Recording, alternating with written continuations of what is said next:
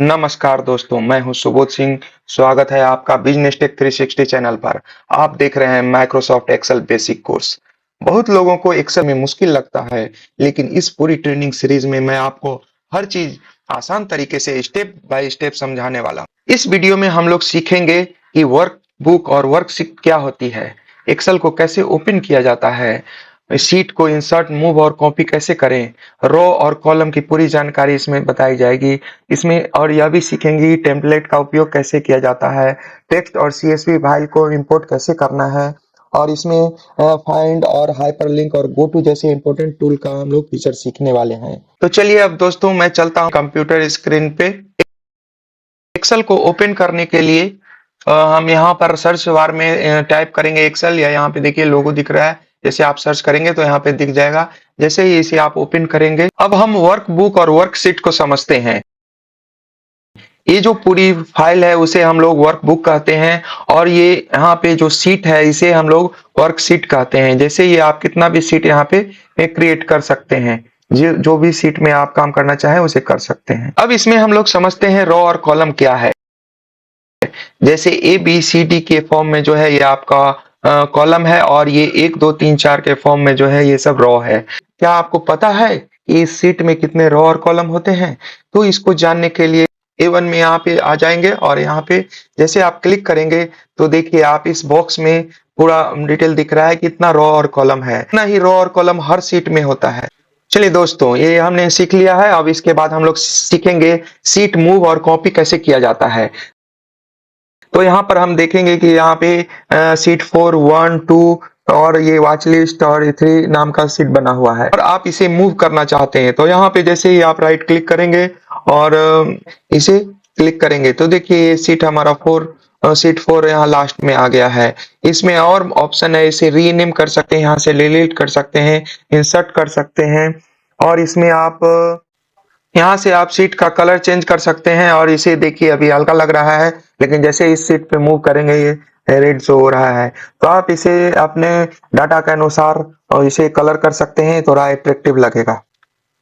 और इसमें एक ऑप्शन और सीखेंगे कि यदि सीट 4 है और आप इसे डुप्लीकेट करना चाहते हैं तो यहाँ मूव और कॉपी में जाएंगे, और जैसे कि सीट 4 है, मुझे इसे डुप्लीकेट करना है तो क्रिएट ए कॉपी पे क्लिक करेंगे और ओके क्लिक करेंगे। तो जैसे देखिए सीट 4 का 2 दूसरा और ये वाला, ये दो सीट आपका तैयार हो गया है। तो आपका डाटा किसी सीट में है, आप उसे कॉपी करना चाहते हैं या उसे डुप्लीकेट करना चाहते हैं तो यहाँ से क्लिक करके और यहाँ पे क्रिएट ए कॉपी करेंगे तो आपका हो जाएगा।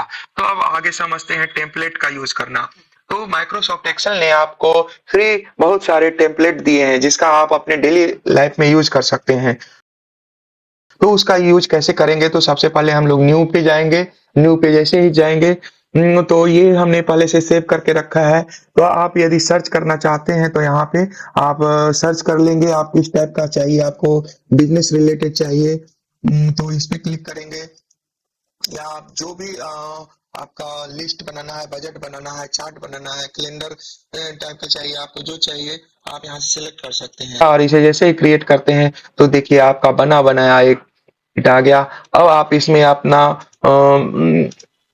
आप बजट बना सकते हैं, अमाउंट चेंज करके आप इसमें अपना इसमें देखिए चार्ट बार भी आ रहा है, सब कुछ इसमें आ रहा है। आप इसमें ऑपरेटिंग एक्सपेंसेस है, पर्सनल एक्सपेंस है, इनकम है, और इसका ओवरव्यू सब आपको यहाँ पे दिखेगा। तो आप इस सीट में ऐड करेंगे और यहाँ पर आप देखेंगे। अब आगे हम लोग प्रिंट ऑप्शन को समझेंगे। तो जैसे ही कि फाइल में जाएंगे, यहाँ पे प्रिंट करेंगे तो देखिए आपका फॉर्मेट जो आपने टेम्पलेट यूज किया था वो पूरा बना हुआ इसमें आ जाएगा। तो इसमें आप पेज नंबर 1 2 यहाँ से प्रिंट ऑप्शन में बहुत सारा ऑप्शन है। जैसे एक्टिव सीट को प्रिंट करना है, या आप यहाँ पे आप जैसे कि आपको पूरा इस सिर्फ प्रिंट के समय सिर्फ इस पार्ट को प्रिंट करना है तो आप यहाँ पे फाइल में जाएंगे और प्रिंट में यहाँ पे आप इंटायर वर्क नहीं करना है, ये सिलेक्शन पे क्लिक करेंगे। प्रिंट सिलेक्शन पे क्लिक करेंगे तो हमने जो भी सीट पे सिलेक्ट किया था वही पार्ट का प्रिंट होगा, पूरा सेट प्रिंट नहीं होगा। तो प्रिंट के लिए तीन ऑप्शन दिया जाता है। एक एक्टिव सीट, जिस सीट में आप यूज काम कर रहे हैं उसको, और एक होता है सिलेक्शन, जिस एरिया को आपने सेलेक्ट किया है उसी का प्रिंट होगा। और तीसरा जो है एक्टिव सीट, तीसरा जो ऑप्शन है पूरे इंटायर वर्कबुक। जैसे कि आप इसे क्लिक करेंगे तो इसमें जैसे 5 सीट है हमारा, तो 5 सीट को एक साथ पेज बाय पेज ये प्रिंट करना प्रिंटर चालू कर देगा। तो प्रिंट करने के लिए यहाँ पे आपका जो प्रिंटर है वो सिलेक्शन होना चाहिए। चलिए दोस्तों, अब समझते हैं हम लोग टेक्स्ट और सीएसवी फाइल को कैसे इंपोर्ट किया जाता है। तो इसे करने के लिए हम लोग डाटा में जाएंगे, और डाटा में जा करके हम आपने कहीं भी कोई फाइल बना के रखा है और आप चाहते हैं कि बहुत से लोग कॉपी पेस्ट का यूज करते हैं तो उसे गलती की संभावना रहती है, या कुछ डिलीट हो गया, तो यहाँ से आप यहाँ से इंपोर्ट कर सकते हैं। तो जैसे कि गेट डाटा में आ जाएंगे तो बहुत सारा ऑप्शन मिलेगा। तो यहाँ पे टेक्स्ट सीएसवी कर सकते हैं, या यहाँ भी आपको ऊपर में शॉर्टकट की मिल रहा है, तो इसका भी यूज कर सकते हैं। तो जैसे इसे क्लिक करेंगे तो यदि अब इसमें समझते हैं हम लोग टेक्स्ट और सीएसवी फाइल इंपोर्ट करना। इसके लिए हम लोग डाटा में जाएंगे और यहाँ पे भी ऑप्शन है, या और ज्यादा देख, यहाँ गेट डाटा में भी यहाँ पे ऑप्शन आ जाएगा आपको। यहाँ पे फ्रॉम एक्सेल वर्कबुक से कर सकते हैं, टेक्स्ट सीएसवी कर सकते हैं, एक्सएमएल फाइल कर सकते हैं, जेएसओन कर सकते हैं, पीडीएफ कर सकते हैं। बहुत सारा ऑप्शन है, यहाँ से कर सकते हैं। तो आपको अभी जैसा हम लोग सीख रहे हैं सीएसवी और टेक्स्ट फाइल इंपोर्ट करना, तो इस पे क्लिक करेंगे और हमने हमारा एक फाइल पड़ा हुआ है डाउनलोड फोल्डर में, तो वहां से हम इंपोर्ट करेंगे। जिस भी फोल्डर में आपका फाइल रहेगा वहां से इंपोर्ट कर सकते हैं। जैसे ही इंपोर्ट करेंगे आप देख पा रहे हैं ये जनरेट कर रहा है, इंपोर्ट हो रहा है। अब देखिए यहाँ पे इंपोर्ट हो गया है। इसमें जो भी इंफॉर्मेशन है आपको यहाँ पे दिया जा रहा है। 200 रॉ कॉलम, ये इसके बेस पे जो इंफॉर्मेशन इसका दिया जाता है। और यहाँ पे जैसे ही लोड पे क्लिक करेंगे तो यहाँ पे आपको डाटा शो हो जाएगा। तो लोड में भी आप ड्रॉप डाउन में देखेंगे तो 2-3 ऑप्शन है। जैसे लोड करेंगे तो करंट सीट में आपका डाटा इंपोर्ट हो जाएगा, और लोड टू करेंगे तो इसमें हम लोग जानते हैं कि कहाँ करना है। तो लोड टू में लोड करेंगे तो करंट सीट में हो जाएगा, और लोड टू करेंगे तो यहाँ पे आपको सिलेक्शन का ऑप्शन दिया जाएगा। क्या आप न्यू वर्क सीट में करना चाहते हैं? यदि आप न्यू वर्क सीट में करना चाहते हैं तो ओके पे क्लिक करेंगे। तो देखिए इसने आपके लिए एक नया वर्कशीट तैयार कर दिया है और उसमें आपका डाटा इंपोर्ट कर दिया है। और आप चाहते तो अगर करंट शीट में करना तो लोड पे क्लिक करते या लोड टू में ये ऑप्शन ना। अब हम लोग नेक्स्ट ऑप्शन सीखने वाले हैं, फाइंड ऑप्शन से डाटा सर्च करना सीखेंगे। तो चलिए फाइंड ऑप्शन सीखने के लिए होम टैब में जाते हैं, और होम टैब में अब हम लोग अगला ऑप्शन सीखेंगे डाटा सर्च। फाइंड ऑप्शन में डाटा सर्च कैसे किया जाता है, इसके लिए हम लोग होम मेनू में आएंगे। होम मेनू में आने के बाद यहाँ पर एडिटिंग टैब में जैसे जाएंगे तो यहाँ पे फाइंड का ऑप्शन है, इस पे क्लिक करेंगे। तो यहाँ पे यदि हमें किसी कंपनी का नाम सर्च करना है तो इसमें ढूंढना पड़ेगा। यदि हजारों कंपनी का डाटा है तो आप इसमें कैसे फाइंड करेंगे? तो इसके लिए यहाँ पे रिप्लेस फाइंड ऑप्शन में जाएंगे, और यहाँ पे जैसे कि आपको इसमें एसबीआई का डाटा ढूंढना है, एसबीआई इसमें सर्च करेंगे, आप फाइंड ऑल क्लिक करेंगे तो देखिए एसबीआई का यहाँ पे डाटा है, यहाँ पे आपका कर्सर यहाँ पे आ गया है। और इसमें एक और ऑप्शन है कि इसके द्वारा आप किसी को फाइंड कर सकते हैं और उसे रिप्लेस भी कर सकते हैं। तो जैसे कि हमने एलटी को फाइंड किया और इसकी जगह पे मुझे एसबीआई ऐड करना है, तो रिप्लेस पे जाएंगे। रिप्लेस पे जैसे ही टाइप करेंगे का बटन टाइप करेंगे, देखिए एलटी की जगह पे यहाँ पर एसबीआई चेंज हो गया। अब अगला ऑप्शन हम लोग समझते हैं हाइपरलिंक कैसे बनाया जाता है। हाइपरलिंक एक महत्वपूर्ण टूल है। इसके द्वारा आप कहीं भी अपने फाइल को अरेंज कर सकते हैं, नेविगेट कर सकते हैं और कहीं भी जंप कर सकते हैं। तो इसे करने के लिए जैसे कि हमने मैं तो हाइपर लिंक बनाने के लिए हम लोग सीखेंगे कि मान लीजिए कि इसे हम लोग बनाते हैं ये हमारा रीनेम किया, इसे मैंने फाइल इंडेक्स नाम से फाइल नेम दे दिया है। अब हमें मैं चाहता हूँ कि 1 2 3 जैसे कि 3 4 ऐसे करके हो है, तो मैं चाहता हूँ 1 से सीट नंबर 1 और 2 से सीट नंबर 2, इसमें या फिर नाम भी दे सकते हैं। जैसे इसका नाम हमने राम राम कर दिया है।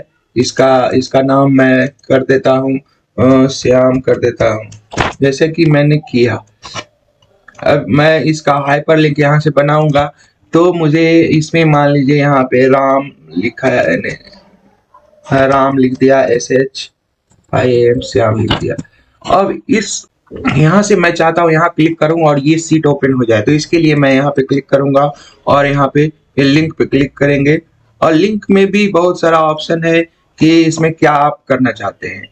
तो मुझे ये सीट लिंक करना है, तो इसमें मैं place in this document click करेंगे, और यदि कोई फाइल या फोल्डर क्लिक करना है तो हम फोल्डर या फाइल को सिलेक्ट करेंगे। तो मुझे इस सीट को लिंक करना है, तो यहाँ पे क्लिक करेंगे और जैसे राम को यहाँ सिलेक्ट हम क्लिक कर दिए, और देखिए हमारा यहाँ पे हाइपर लिंक बन गया है।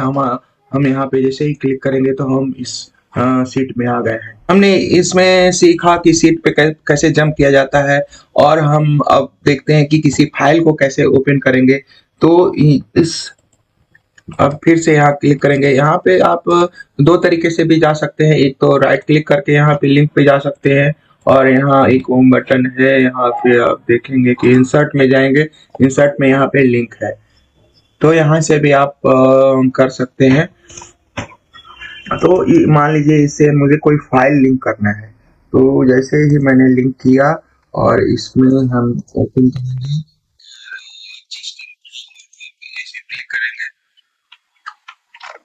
तो मान लीजिए ये पीडीएफ है, मुझे इसे लिंक करना है, मैं चाहता हूँ यहाँ क्लिक करूँ ये पीडीएफ ओपन हो जाए, तो ओके पे क्लिक कर दिया है। जब मुझे उस फाइल की जरूरत होगी मैं यहाँ क्लिक करूंगा और आप देखेंगे आप यहाँ पे देखेंगे जैसे हम क्लिक करेंगे और ये फाइल यहाँ पे ओपन हो जाएगा।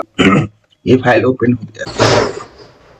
चलिए फ्रेंड, हमने हाइपरलिंक सीख लिया है, उसके बाद हम लोग अब सीखेंगे गो टू का ऑप्शन।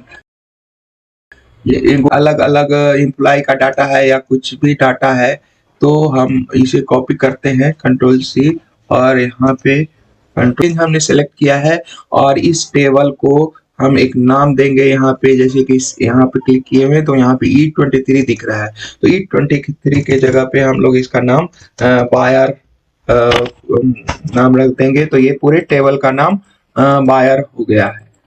मान लीजिए कि इसमें डाटा बहुत बड़ा है, बहुत सारा डाटा है, आप इस यहाँ पे खड़े हैं, वर्क कर रहे हैं, और आपको जैसे ही उसमें मूव करना है तो Ctrl+G ऑप्शन का यूज करेंगे, और Ctrl+G ऑप्शन का यूज करने के बाद यहाँ बायर सप्लायर देखिए नाम दिख रहा है, जैसे ही बायर पे क्लिक करके ओके क्लिक करेंगे यहाँ पे और मल्टी सीट रिपोर्ट में बहुत काम आने वाला है आपको।